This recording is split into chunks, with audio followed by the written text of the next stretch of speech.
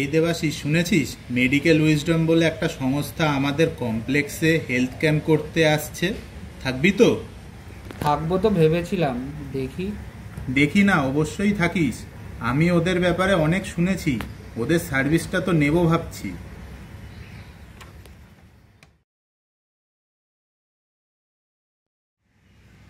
হ্যাঁ রে দেবাশিস, আমাদের অর্ণবকে মনে আছে রে?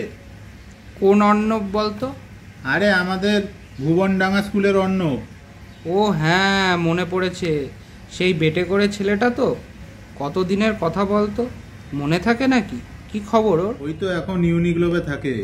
মাঝে তো ওর অবস্থা খুব খারাপ হয়ে গিয়েছিল, হাসপাতালে ভর্তি হতে হয়েছিল। বাড়িতে তো ওর ছেলেও থাকে না। আমাদের আপনালয়ের মতো ওখানেও যদি কেয়ার গিভারের পরিষেবা থাকতো, তবে ওকে হয়তো এত সমস্যায় পড়তে হতো না। তা ঠিকই বলেছিস, আমিও সার্ভিসটা নেব ভাবছি। ও কাকু, আপনি এখানে? আমি তো আপনাকেই খুঁজছি। হ্যাঁ বাবা, তুমি যাও, গিয়ে কাকিমার চেক আপটা শুরু করে নাও, আমি আসছি। আচ্ছা, তবে আমি যাই, আপনি আসুন। আচ্ছা দেবাশিস, এখন উঠি। তবে তুই সার্ভিসটা নেওয়ার ব্যাপারে ভেবে দেখ। চাইলে আমার সাথে গিয়ে সামনে থেকে ব্যাপারটা দেখে নিতে পারিস কিন্তু। ঠিক আছে, চল, আমিও আসছি।